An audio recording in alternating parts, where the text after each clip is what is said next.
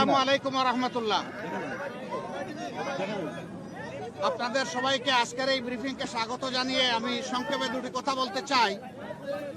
আপনারা কালকে সকল গণমাধ্যম এই সংবাদ পরিবেশন করেছিলেন যে মাননীয় প্রধান উপদেষ্টা আজকে সমস্ত দলের জাতীয় নেতৃবৃন্দকে এখানে আহ্বান জানিয়েছিলেন। আমরা সেখানে এসেছিলাম। দল মত আমাদের ভিন্ন, আদর্শ আমাদের ভিন্ন, পথ আমাদের এক। পথটা হচ্ছে বাংলাদেশকে রক্ষা করতে হবে।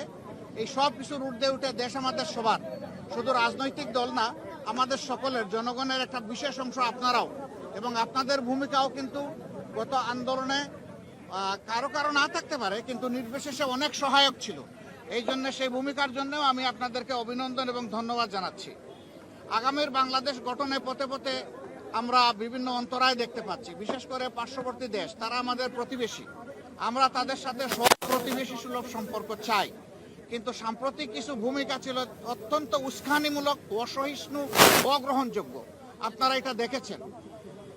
মিথ্যা তথ্যের উপর নির্ভর করে বাংলাদেশকে কলুষিত করার জন্য, এই সরকার এবং জনগণকে ব্যর্থ করার জন্য তারা দুনিয়ার বিভিন্ন জায়গায় অপপ্রয়াস চালাচ্ছেন এবং অপপ্রচার চালাচ্ছেন। আমরা এগুলার নিন্দা জানিয়েছি সকলে সম্মিলিতভাবে। আমরা একটা জায়গায় সবাই আমরা একমত হয়েছি যে আমাদের স্বাধীনতা সার্বভৌমত্বের ব্যাপারে কোনো ছাড় নয়। এখানে আমরা সিমেন্টেড থাকবো, যেমন অতীতে ছিলাম, যেমন সম্প্রতি 5 আগস্টে এই 24 সালে আমরা ছিলাম, এটাই আমাদের অব্যাহত থাকবে।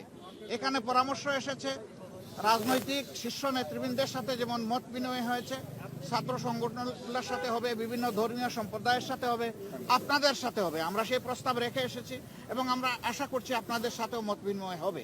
এই সমস্ত অংশীজনদের সাথে মত বিনিময়ের পরে একটা জাতীয় ঘোষণা আসবে সরকারের পক্ষ থেকে। আমরা সেই ঘোষণার অপেক্ষায় থাকব এবং এই ক্ষেত্রে আমাদের যার যা প্রয়োজনীয় পরামর্শ আমরা সেটা দিয়ে সরকারকে সহযোগিতা করব। আরেকটি বিষয় আমরা অত্যন্ত ক্লিয়ারলি আমরা জানিয়ে দিয়েছি, এক্সট্রিমিজম বা চরমপন্থা যে দিক থেকেই আসুক আমরা তাকে ঘৃণা করি। এটাকে আমরা কোনো অবস্থায় প্রশ্রয় দিব না এবং মেনে নেব না। এটা যে রূপ নিয়েই আসুক, সকল রূপের আমরা চরমপন্থাকে আমরা ঘৃণা করব এবং প্রশ্রয় আমরা দিব না কেউ।